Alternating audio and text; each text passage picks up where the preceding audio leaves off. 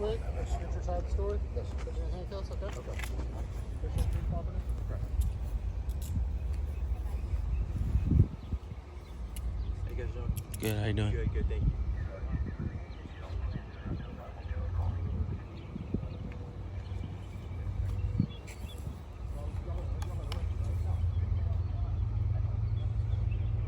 And the 80s is better than the 90s or 100s, huh? Yeah. Temperature? Yeah, it's a good time to be out. Oh, yeah. Get some sun. And, Right. yeah, It's going to heat up this weekend. We'll be back into the triple digits. right. I was driving right here.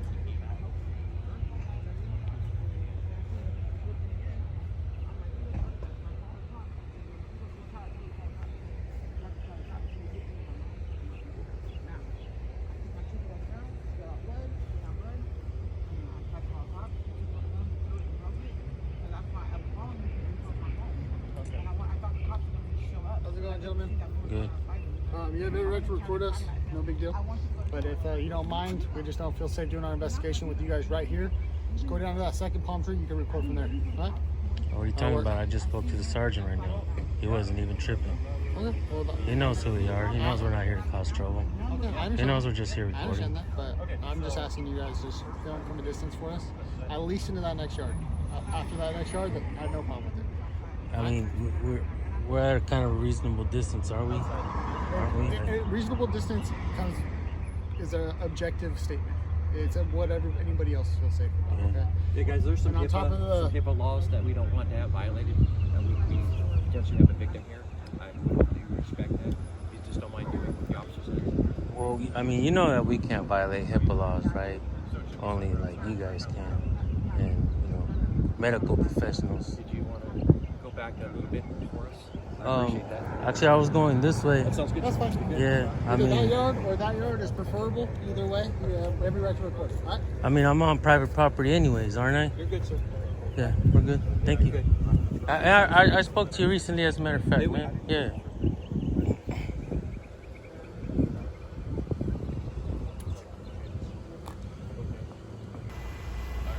Hey Townsend, what's your badge number, man? Let me unmute this real quick for you.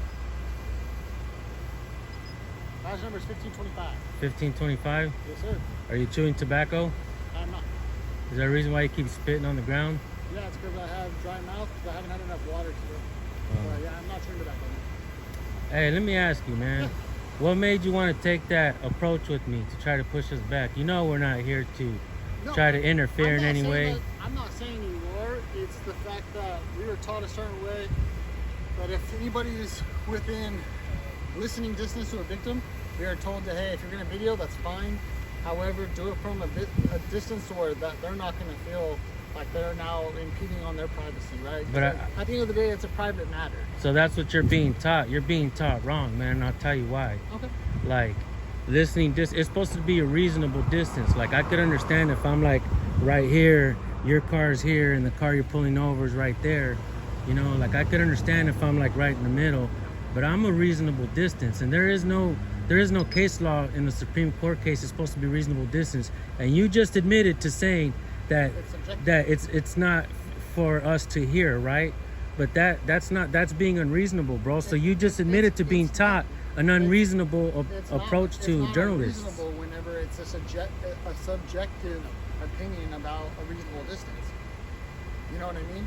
Like I haven't patted any of you guys down, right? I don't feel threatened by you guys. Right, I can right. obviously Of course see not. you guys' hands are where they're supposed to be. You guys have a phone in one hand, and that's fine. I don't feel like you guys are a threat, right? But at the case that he had a knife in his pocket, how quick is it for someone to get a knife out of their pocket and charge at somebody? Pretty quickly, right? Yeah, but your job is to do a threat assessment, and obviously you said Correct, but with it, we also have, they even said there's a 21-foot rule, which has also been proved wrong in a lot of the classes that I've taken with uses of force, which a person can gain 21 feet in a running, an average person, right, can gain 21 feet running at somebody with an object in their hand within 1.5 to 1.7 seconds. So for me to be able to process a threat assessment that quickly at even 21 feet. But that also includes if somebody's doing it in a way that could be threatening. Correct. But what I'm saying is people can flip that switch to be threatening in a matter of a second, right? I'm beginning to study the law and the people's rights and the Constitution. And that's good. And I've discovered, yeah, exactly. In reality, you guys need to know that as well. Like, let me ask you, and I ask every cop that I encounter, and you can answer this. Do you know the 5 fundamental freedoms of the First Amendment? I'd have to actually refer back. You see what I mean? I mean, I don't know them off the top of my head. I have so many different penal codes in my. How long have you been a cop here in Bakersfield? Almost 2 years. Almost 2 years? Yep. Is it your first 2 years on the job? As a police officer, yeah. As a police officer? Yeah. Within 2 years. I'm just now furthering my studies. I'm getting back into schooling to be able to further my own knowledge. But it doesn't mean I don't have knowledge and experience in all these other areas, right? I might not know that specific thing that, yes, I do believe that's important to know. But at the same time, I also know that there's over 500 something penal codes, 800 something penal codes. Right? You're not being taught correctly, and that's not your fault, man. In reality, it's my job now to come out and make sure that you guys understand what our rights are. Because in reality, you're supposed to know that you swore no to the Constitution when you got that badge, right? And the first 5 points of the First Amendment, those are the first fundamental freedoms of our rights, bro. How are you gonna know not to violate our rights if you don't even know what they are? Well, with every like video, I'm I proving my know point, though. the different constitutional rights. I might not know every single point within those constitutional rights, which I don't disagree with you. I think they are important to know. But what I'm saying is, it takes years of being able to study that, right? And on top of all the stuff that we already have to study to be able to do our job correctly as well. So I might not know that specific question that you're asking, but then there might be a penal code like 518 that you may not know, right? 518 is extortion. So, and then there's 3 elements to that crime for it to be constitutionalized as, or constituted as extortion, right? So there's so many different subsections to all these penal codes that I might not know every single subsection. But that's why it's also available to us. Right, you guys are being taught. You guys are being taught that what works and what's beneficial to you guys. Like, for instance, Pennsylvania versus MIPS. You know what that's for and how to use it and stuff like that. Terry v. Ohio. Some cops overuse that, and even if there's no like any kind of threat, cops will still use that and pull people out of their vehicle just for whatever reason. You know what I'm saying? Like, I understand a cop being on the side of the highway or dark tinted windows or whatever you guys may have. I said, everything when it comes down to those case law, it's subject to how the officer's feeling. Officer can articulate that however the officer decides to articulate that, right? Right. Personally, I've never ripped somebody out of a car that was unconstitutional. I literally, the only time I've said it is like, hey, I already have him driving on a suspended license. I need to get him out of the car because if I don't, he's going to drive off again, and that's against the law to drive without a license, right? Or drive with a suspended license. So if you're not willing to get out of the car for me, then I'm going to have to physically remove you from the car. So now, what's Castle Rock v. Gonzalez and DeShaney v. Winnebago? I've heard the Winnebago one. I don't know exactly what it is, but I've never heard the other one. You see what I'm saying, though? No, you guys know, you guys are being taught, and you guys know these case laws and some of these ordinances, things that benefit you guys to do your job easier, to make your job easier, stuff like that. Sure. A lot of people don't know the people's rights, man, and cops don't seem to know the First Amendment of the Constitution. Luvano, I spoke to him before. Same thing. He doesn't know it either. A couple training officers, BPD, neither one of them knew it. I mean, that's a pattern. Wait a minute. That's a pattern of you guys swearing an oath to the Constitution and not even knowing what you guys swore an oath to, bro. That is embarrassing, and I'm able to show this pattern over and over and over again because cops don't seem to know it, man. You know what I mean? And I try to be respectful with you guys and open up a conversation. And you know what I mean? I'm joining into your conversation at this point. However, if it's going to be a bashing conversation, right. I'm not going to be a part of it anymore. I'm going to remove myself from the Right. I'm not swearing at you, and I'm not raising my voice or nothing. It's like, it can come off as being a condescending matter of saying that I'm stupid, basically, by saying I don't know it's right. No, it's not that, bro. You're not. In reality, I don't even think that we should throw more money so that you guys could be trained. I think that you guys should know it before you even apply for the job. It's like hiring a mechanic who doesn't even know what the hell a carburetor is. You know what I mean? It's like, how did every mechanic start? I can't. Fixing his broken car. That's his But mom the or dad's police broken work, car, right? or with their dad, parents, It's a lot different than police work. I mean, I can't necessarily just go and, I mean, the only thing you're going to ask is that everyone to have a college degree for criminal justice if they're going to have a cop. And if that's the case, then I mean, that's already where it's going as of right now. In the state of California, they're already pushing it. And that's fine if that's the way California wants to do it. However, I also believe that there's already not a lot of people that want to do this job. And if the ones that do, I would say 30% are doing it for the wrong reasons. So at that point, if you don't have the right state of mind, that's what the academy is supposed to be for, is to push out the ones that aren't doing it for the right reasons. Now, for people like me, which I had a dream to do this, I went and had my own life experience with construction work for 10 years before I became a cop.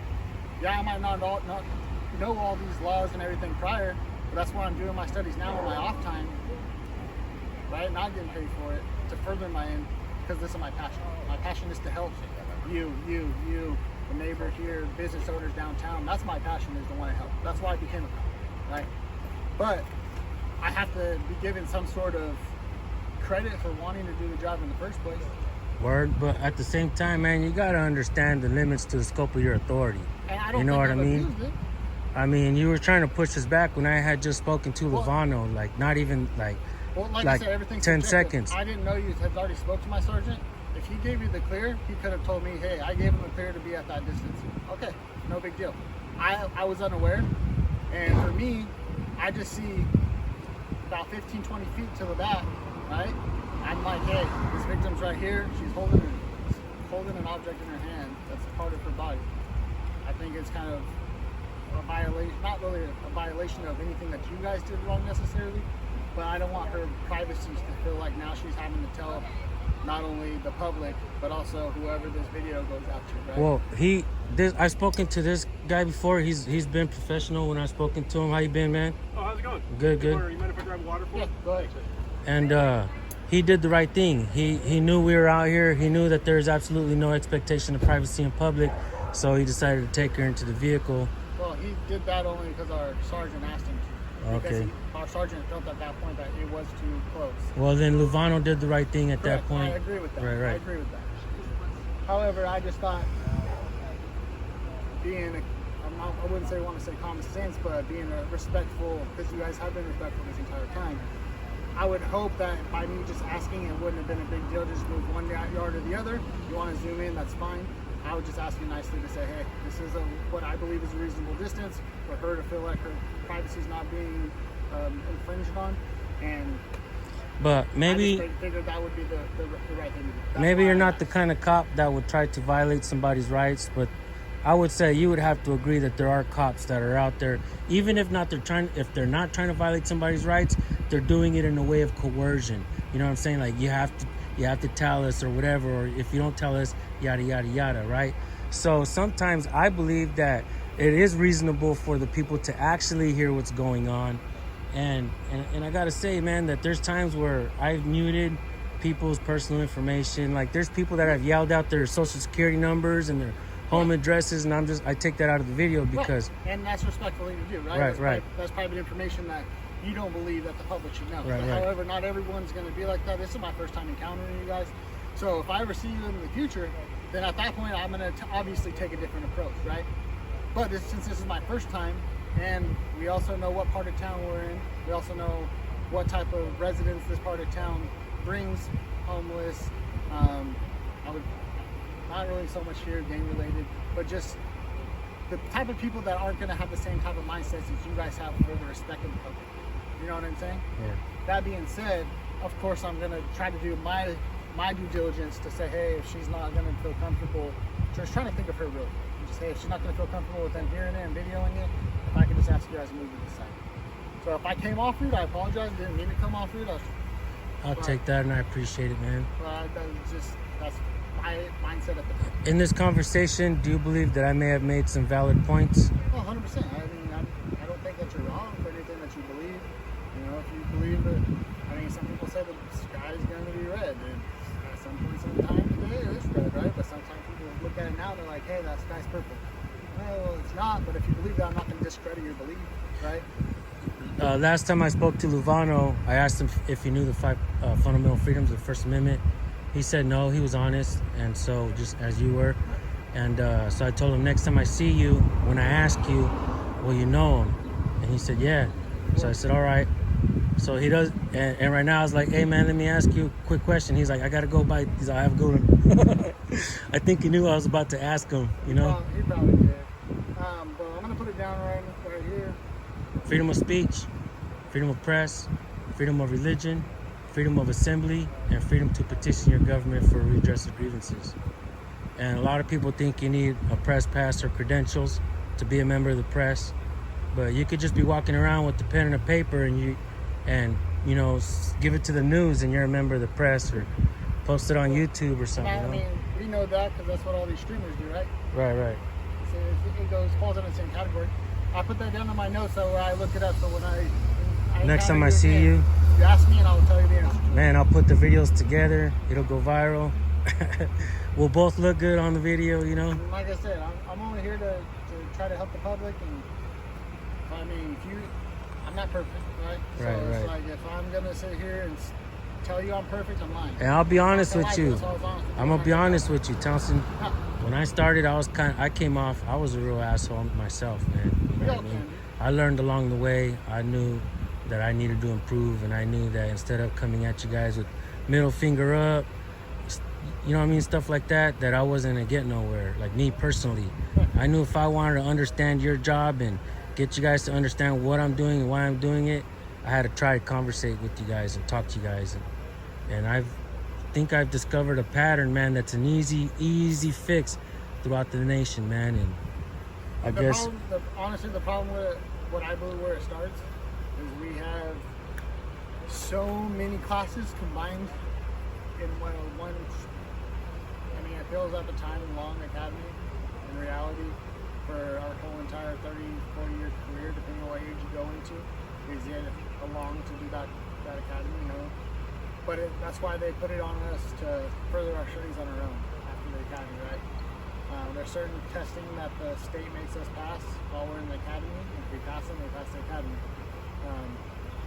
But I believe when it comes down to the constitutional rights, they should spend a little bit extra time on that and a little less time doing brute force and compliance. It's hard to even say that to like take out anything else, because everything we learn in there is so important to what we do to keep ourselves safe, to keep the public safe. But at the same time, if that means keeping us 1 extra hour a day on the same length, but 1 extra hour a day, and add that hour in for the strictly for the constitutional rights, I think that would be something that they should do. Will it happen? I don't know. You know, another kind of... I'm just a low man out the toll pole. No one's going to listen to me. I'm listening, man, and the people are watching and they're listening. Another pattern that I discovered while doing this, and whether it's my own personal video or somebody else's video that I share or whatnot, or I just watch, you know, regarding police accountability or police interactions in general, good or bad, I noticed that a lot of cops scoff at the notion of the First Amendment, of the Constitution. A lot of times, I know there's a lot of people out there that say some crazy shit, and maybe they earn to be called a sovereign citizen or whatever, but cops use that a lot towards the people. Even if they say they have a certain right, they say, oh, it's a sovereign citizen. I find that to be, how would I say it, discourteous at least. And, you know, I just, when you see cops often, even in Bakersfield, if I'm not mistaken, there was one incident that happened recently. I don't know the story behind it yet, but somebody passed away, an officer involved, accident. But many times we see cops speeding up and down the road, no emergency lights, turning with no signal lights. I seen that happening a little while back, and I went to the mayor's office, knocked on the door, she wasn't there. I left a note with the secretary, and I said, hey man, reach out to the chief of police in Bakersfield and tell him to make sure that the cops abide by the same traffic laws that everybody else has to, because somebody's gonna end up dying. Boom, just like not even a handful of days later, Mario Lares was dead in that accident. And I just think that could have been avoided, man. The mayor ignored me. Later on, when I spoke to her, I was like, hey, man, I told you about it. She was like, we're all working together. And she just kind of walked away. And I'm just like, is this the sickening kind of politics and all the shit that's going on, bureaucracy going on out here, that we can't fix some of these simple problems? I'm like, whatever it is the cops are doing, if it's an emergency, I get it. If there's a call, I get it, man. Throw your emergency lights and get it. Go get them. You know what I mean? If there's a bad guy creating victims out there, it's a felony call or something. Go get it. You know what I mean? Turn on the emergency lights. But I mean, I'm not saying that cops are on hot dates and gotta hurry up to get from one spot to another, but who knows what the hell is going on when cops are speeding with no emergency, man, you know? And to answer part of that question, I guess it's not even really a question, it's more of just adding on to the conversation. Right. Like this morning, I came in at 6. I look at the calls. Just on the east side of Bakersfield alone, there's 46 calls there. And that's 46 people that are calling, and they don't call us on a good day, right? They're calling us in the worst day of their life. Something bad's happening. We never meet anybody on their good days, right? Now, people like me, when we're like, we really want to help people, I want to get to as many calls a day as possible. I might not pull over every car that I should. I see them with no license plate or anything like that because I'm going to a call to help somebody. And maybe I should pull them over. Maybe they're up to no good. Oh, you have discretion. But I have the thought of they're not speeding, they're not putting anybody's life in danger right now. I'm going to a call to someone's place because they either felt like they were in danger or possibly could be in danger in the future for whatever report they're trying to follow or file. So I'm going to try to get to that. That's my priority, right? So when I look at the board, like I said, I want to get to as many calls as possible. I have an 8-hour day. I'm one of the only shifts that's 5/8. So there's really hard for me to get to every single call on those 46 calls holding on the east side of town in such an 8-hour time frame. When I'm trying to give everybody the respect of, let me take your investigation seriously. Let me focus on your investigation. And I'll remember the last 10 that I handled. Let me focus on you, because you're the one I'm here for, right? I guess, I don't know if officers, I'm not trying to make excuses for anybody, but if they're trying to get there to help people like I am, you're right, they should throw their emergency lights on. If it doesn't call for an emergency, you can get there quickly, right? You can take the fastest route possible, but still abide by the speed limit rules, still put the blinker on when you're going to make a lane change, right? Because at the end of the day, it's public safety is what we're here for. Driving is just as much about public safety. So I don't disagree with you. I can't speak for any other officer's actions, right? I also know that I work in one of the busiest times during the day. People are going to work between 7 and 8 a.m.